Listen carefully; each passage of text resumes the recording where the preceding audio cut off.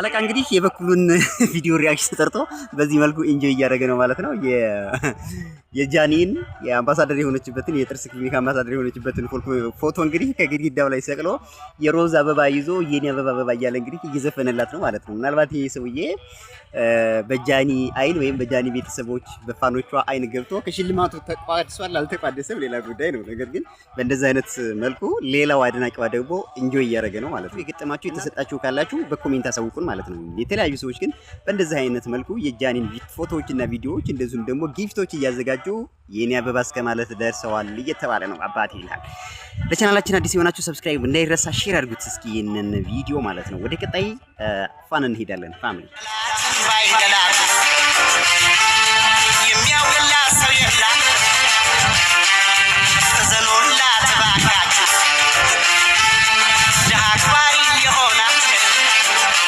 በጽሁፍ እንዲታይም ሀሳቡን ገልጾ በታዋቂው አርቲስት ዘፈን ደግሞ አጅቦ ፎቶዋን ከኋላ አድርጎ እንግዲህ ሌላ የቪዲዮ ሪአክሽን አስቀምጧል ማለት ነው። የኔ ጃኒ አድናቂ ሌላ በዚህ መልኩ ተሰጥቷል።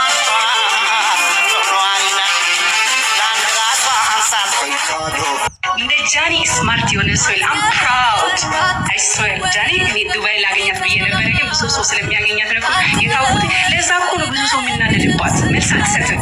የእሷ መልስ አለመስጠት ሰዎቹን እንዳለ ቆስል አልፏቸዋል። ውስጣቸው እንደዚህ በማይክሮፎን ብታዩት ውስጣቸው ቆስሏል፣ ከሰል ሆኗል።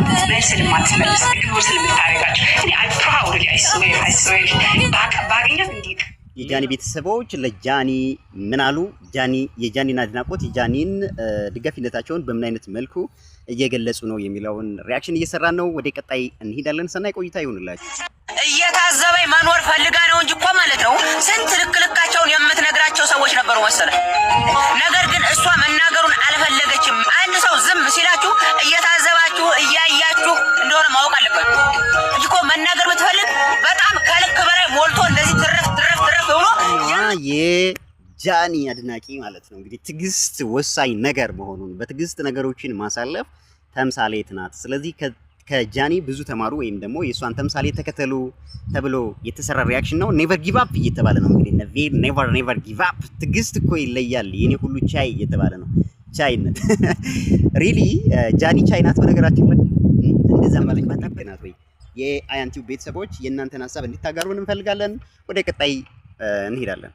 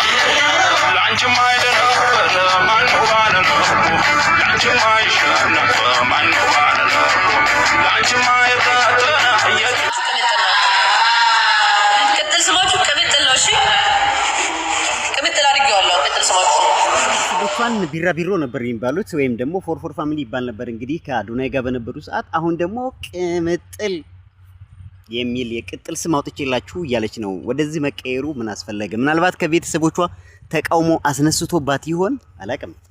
ስለዚህ ጉዳይ የምታውቁ ቤተሰቦች ካላችሁ እስኪ በኮሜንት አሳውቁን ማለት ነው። ከቢራቢሮ ወደ ቅምጥል እንግዲህ ስሙን እንዴት አገኛችሁት? መቀየሩስ ምን ተሰማችሁ? የጃኒ ቤተሰቦች ሀሳባችሁን በኮሜንት አሳውቁን። ተሞቱና ከችግራችሁም ከምናምናችሁም ትላቀቃላችሁ። የዛኔ በቃ ችግር የሚባል ነገር ይጠፋል።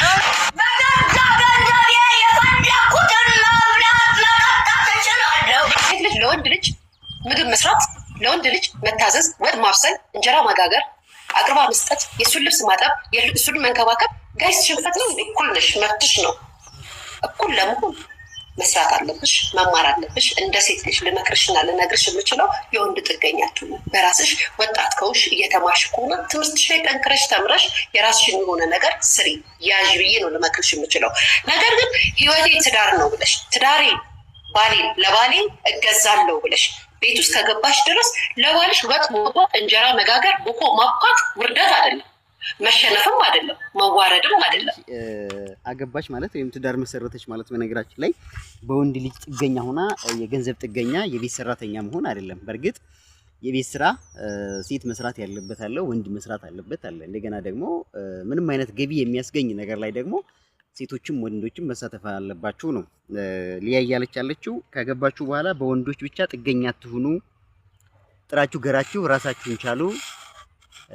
ነገር ግን ደግሞ ወጥ አልሰራም ልብስ አላጥብም የሚል ፍልስፍና አይሰራም ነው። ኦፍ ኮርስ ይሄ ደግሞ እዚጋ ወንዶች ደግሞ ልብስ አላጥብም የሚችለውን ነገር ደግሞ ቤት አላግዝም ብሎ ነገር የለም። መንቀባረር ድሮ ቀረባት ሴትን አግብቶ ወይም ደግሞ ሴትን ልጅ ቤቱ አስገብቶ እንደ ሰራተኛ መቁጠር አልፎበታል ፋሽኑ ነው ባጭሩ። ሴቶች ፍልስፍናቸው ለማግባት ሲያስቡ ወይም ደግሞ ማግባት የሚያስቡት ወንድ አቅም ያለው፣ አቅም ሲባል በኢኮኖሚ ደረጃ ቤት ያለው፣ መኪና ያለው፣ እኔ ሊያስተዳድር የሚችል ሊያሞላቀቅ የሚችል በቀን ይሄን ያክል ገንዘብ ሊሰጠኝ የሚችል ምናምን ነገር የሚል የተንሸዋረረ አመለካከት አለ በአሁኑ ሰዓት። ስለዚህ ይህንን ሀሳብ እንዴት አገኛችሁት? እኛ ሙሉ ለሙሉ የሀሳቡ ነቃፊዎች ነን።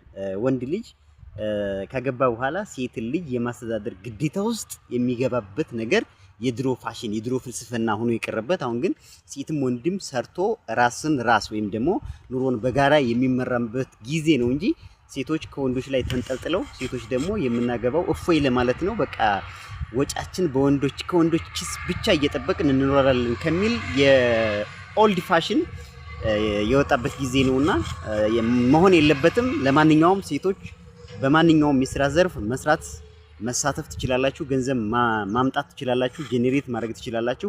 ወንዶችም በተመሳሳይ ማለት ነው። ወንዶች እዚህ ጋር ግን ሴቶች ራሳቸውን ችለው ማግባት አለባቸው ሲባል መስራት አለባቸው ሲባል ደግሞ እንደ የራስሽ ጉዳይ ሁሉንም ወጪ የቤቱን ወጪ ራስሽ ሸፍኝ፣ እንደገና ደግሞ የቤቱን ስራ ራስሽ ሸፍኝ ብሎ ፍልስፍና የለም። ይሄ በወንዶችም ጋር ትንሽ የተንሸዋረረ አመለካከት አለ። እዚህ ጋር የሚያስገባሽ አይደለ? ወንዶች ነው የሚያስገባሽ። ተዋደሽ ነው አንቺ ሚስት የምትሆኚ ፈቅደሽ ለሱ ባል ልትሆኚ ሚስት ልትሆኚለት እሱ ላንቺ ባል ልትሆኚ። ዱባይ ደግሞ በተለያየ መልኩ እንግዲህ ከተለያዩ ሰዎች ጋር ኢንጆይ እያደረገች ስትዝናና እያየን ነው። ጃኒን በሚመለከት እስኪ ሰዎች ምን አሉ? ዘና በሉ። ሁሌ እኮ ተቸግራችሁ አትኖሩም። እውነቴን ነው። አንድ ቀን ትሞቱና ከችግራችሁም ከምናምናችሁም ትላቀቃላችሁ። የዛኔ በቃ ችግር